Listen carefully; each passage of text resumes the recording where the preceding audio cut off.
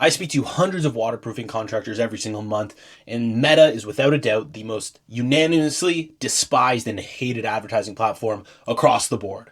I speak to so many companies, none of them hate Google, none of them hate any other platforms, but Meta they all despise, and we're going to be going over exactly how you can implement Meta effectively, because when Meta ads work well, they are a money printing machine, and there's a reason behind us utilizing Meta as the first paid channel with every single company we work with, because of how quick, how effective, and how scalable it is to get those quick results and amazing returns. And I'm not talking about 3, 4, 5x returns. We're getting companies 10, 15, 20, 30x returns with Meta because of the systems that are being implemented I'm going to go over in this video here. And so the most important thing with Meta that you need to realize is, as opposed to Google, where Google, you're ranking high, right? It's your website or a landing page. It's a URL. There's no visual ad.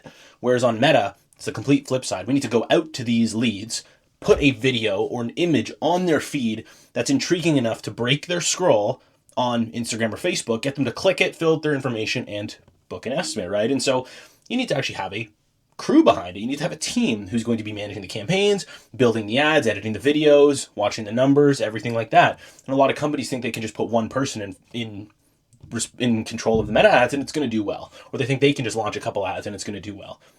Ads are a skill. Meta is a lot more of a skill than a lot of other advertising platforms because of the fact there's a visual component to it.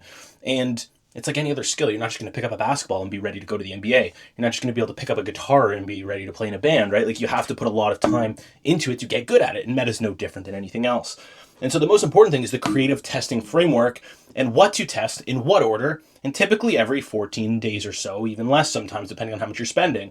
But first I want to cover the minimum ad spend I recommend on Meta. We always have companies, I don't care if they're doing 25K a month and they're very small, or if they come to us doing 500K a month, they are at least putting $100 a day into Meta ads to start. 3K a month, or it's, I don't even consider it worth the time. But a lot of times with Meta ads, we're getting companies $70, $80, $90 per qualified estimate booked on their calendar. And if you're closing even 25%, you're looking at, sub 300-400 per closed job, which is a ridiculous number to have. And that's how you maintain a good 10, 20, 25x return on ad spend. And so most waterproofing contractors test creatives by launching 20 random videos or images that they just create on Canva or AI generator or whatever, and they wonder why it's not converting. But that's not testing at all. That's quite literally just gambling. And so there's a fixed order to Meta creative testing. There's the hook, then format, then body, then offer, then CTA. And if you test on that order within certain time frame cycles with the right budget, you will find what works very quickly. And in our case, we've done this so many times that it's usually the first batch that we launch. We're getting leads and estimates coming through within the first day or two. And so it's very, very quick. But firstly is the contrarian thesis. And so a lot of the times you don't necessarily have a creative problem inherently. You have a testing order problem and you don't really know what you're testing. And so the creative is the most important part. 99% of the time when you are running an ad, it is going to, and it's not performing, it's going to most likely be because of the creative or the offer behind in the creative itself, right? What are you offering? And is it an appealing creative? And I'll go over the structure that we use for every business and how we're able to get such good returns, because we've tested everything under the sun. We've seen what doesn't work, what wastes money, and what absolutely prints and crushes it. And so what most contractors do is they're just going to launch a couple, upwards of 20 if they're a big company, but we see guys launch 3, 5 different images, spend $10 a day and wonder why they're not working, kill anything that doesn't crush it in a couple days, and then they completely change everything, the hook, the body, the offer, the CTA, all at the same time, so you don't know which variable is actually contributing to the results when you start getting leads coming through. And so that way you have no idea what actually moved the needle, what changed, right? If you change everything, you don't know what variable to attribute the changes to. Now, what actually compounds is isolating one variable at a time, whether that's the ad, the hook, the body, the creative, the landing page, how you're capturing the information, whatever it may be, to see what happens. And you want to, of course, go in the order of what people are going to perceive. So first is the visual, right? Then the hook, because the hook is the first 3 seconds. And then you go into the body, the CTA, the offer, all that type of stuff. And every test either produces a champion or a documented loser that okay, this doesn't work right now. And then maybe 6 months down the line, you have it ready and you can test it again, because the market always changes. So random creative testing feels productive, but technically produces nothing, right? Ordered testing feels very slow, but it compounds into control that you can actually manage and see good results with. Now, you want to test in this order, this hierarchy, right? Hook, because it's the first 3 seconds, right? And this will be the biggest change, right? What's your first 3 seconds of the video? What's it doing? Is it hooking them enough? Format. Are you going to be doing UGC, which is, having somebody talk to the video, right? We pay UGC creators all the time that we have on our payroll to record ads for us that do well. Studio, are you sitting in a studio?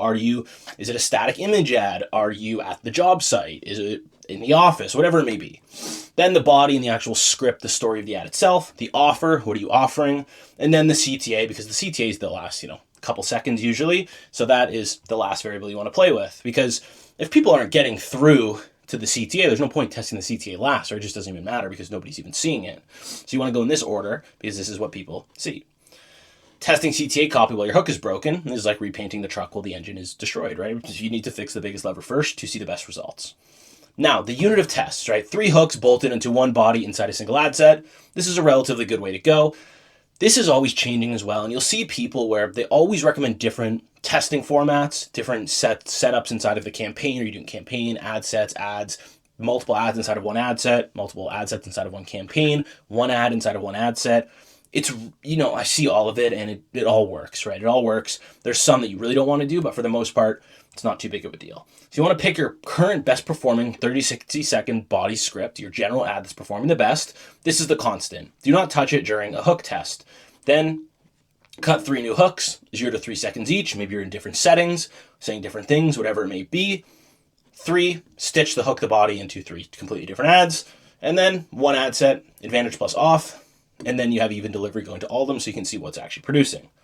And so for BFR, who's one of our clients that we've been consistently getting over 20x return on Meta for almost the last year now, we ran 3 hook variants against the same 45-second body, and 1 hook drove 2.3 times the booked estimates of the other 2 on the same body. And so in that case, it's very easy to see. And that's also why tracking is so important, which is another thing that I won't get too in-depth on this video. This is more so about the creative side, but you need to know what's actually performing. You need to have the right tracking systems, because in Meta, you'll usually see the cost per lead, right? That's what a lot of people focus on, the cost per lead. But a lot of times with us is we'll have ads where the cost per lead might be $100 per lead, and we're getting some bookings, right? Maybe it's, decent flow. And then we might have another ad that is getting $200 per lead, double the cost per lead. And $200 is a little high for a lead, right? Like it's a little bit, you'd be a little worried for the most part, but it might be getting us all the good quality bookings and all the closed deals, to where in that case, that's actually the winner, right? But if you're just going off the face value metrics of cost per lead, you'll think that's the loser and you'll turn it off and you'll waste a lot of potential. Now, the budget. You want to test your budget without wasting all your money, right? And so whatever your ideal target is for cost per booking, right? Cost per booked estimate. If your cost per booked estimate, for us, our golden KPI is 150. And so even up to 250 is fine, but 400, we're kind of outside of what we want to be seeing by quite a bit. But if it's 150 and you spend $450 on the ad and you don't get any booked estimates, okay, you kill it. That's it, you kill it. If your target cost per booked estimate is 250 and you spend 750, kill it. And it's also, you can also see a little bit where $150, you might spend, let's say $450, and you might have no estimates, but you think, oh, let's let it keep running. You want to kill it. It's 3 times. It's very rare that it'll just pick up to that degree. Let's say you have 150 as your target, and you spend 250. You might be like, oh, damn, we're spending quite a bit, and we haven't got an estimate yet. But if you got a lot of leads, you can see, okay, it might be picking up a little bit, right? Like you have to kind of gauge it a little bit, to where 150, we'll usually have 3 to 5 leads at that point that have opted in, to where, it's most likely that if somebody hasn't booked yet, they will in the next day or 2. So you kind of want to play by ear a little bit there as well. And then you want to read the test on the CTR plus the hold rate plus the cost per booked estimate. You never want to focus purely on the cost per lead, like I mentioned, right? So you want to see, okay, the hook rate, very important, right? What percentage of viewers are watching past the first 3 seconds? That's how you measure your hook. Because if you see, only 10% of people are watching past the first 3 seconds, it means your hook is terrible. And you can see the retention graphs, to where if your graph is immediately going boom, plummeting right away, that's a hook problem. If it's going and then dropping a little bit, then okay, it's the body problem. The transition from hook to the actual copy itself is not intriguing enough. Maybe it's not aligned. Maybe you're going to a completely different topic, whatever it may be, right? And then the hold rate. What percentage are watching to 15 seconds? This is the body's job, right? Is the body earning the attention that it needs? If not, fix the body. If the hook is fine, but hold is under 10%. Then outbound CTR. Are they clicking after watching? Because views are great, but if they're not clicking, it doesn't mean anything, right? And so you want to be looking at not just the CTR, but also the outbound link CTR. And so if it's below 1.5% click-through rate, which means 1.5 out of 100 people are clicking it, then it usually means that you have a weak offer or a weak hook, or a weak offer, sorry, or call to action, not necessarily hook, because at this point people are watching, right? So they got to the point where you're calling to action, or maybe they dropped off before that. So maybe your offer wasn't intriguing enough, or the CTA was just weak. Most of the time, it's going to be the offer. The CTA is not usually nearly as big of an issue as the offer itself. Because if your offer is bad, it's not intriguing, nobody's going to really care, right? Then the cost per booked estimate. This is the most important metric, right? Because if your cost per estimate is at $150 per estimate, I don't really care what any of these other numbers are. Because $150 per estimate, you're in a great spot. I'm not going to try to optimize it even further, potentially ruin $150 cost per estimate just to try to improve the outbound CTR or the hold rate, right? It just doesn't make sense. It's not worth it. Cost per estimate is the only money metric that matters on the front end. Of course, cost per lead, you still want to keep an eye on it, but cost per estimate is the only thing that matters. I don't care what the cost per lead is if the cost per estimate is amazing. That's why when we're tracking everybody, if the cost per estimate is the same as the cost per lead, right, which would mean the cost per lead is very high, I don't care if everybody's scheduling, right? To where cost per lead might be 200, but if every single lead is booking an estimate and they're qualified, I don't care, right? And so cost per lead is a vanity trap. Cheap leads that don't book estimates are more expensive than $150 leads that close at 40%, right? You always want to keep that in mind. So many people book calls with us and say, hey, what's the cost per lead? What's the cost per lead? It's like, why do you care what the cost per lead is? Don't you care what the cost per estimate is? But most importantly, what the return is, right? I don't even care what the cost per estimate is if the return is a 10, 15x, right? Like that's the most important thing. Cost per estimate could be $700. If you're closing every single one of them, you're still in an amazing spot, right? And so, of course, we're not talking about the sales in this one, but on the front end, the cost per estimate is the king KPI. Now, after 14 days, near variations of the winner, far variations to replace the losers. Now, near variation off of the winning hook, right? And so same hook structure, swap one noun or number or setting, your background, whatever it may be. Same owner, same setting, tweak delivery cadence.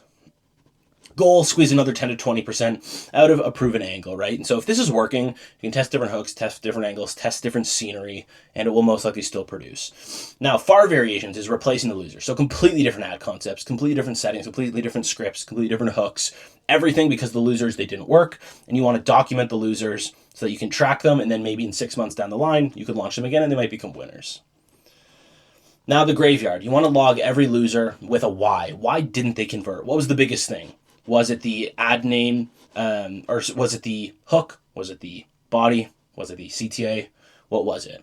Was the hook rate were not enough people watching past the first 3 seconds? What was the reason that they lost? Now, so you want to, just title them, ad name plus date, the variables that you tested, the numbers that you killed it at, what was the cost per lead, the hook rate, the CTR, cost per estimate, and the hypothesis for why it died. So that way you have it saved. And like I said, a few months down the line, you can go in, launch it again, and see if it's a winner at that point in time.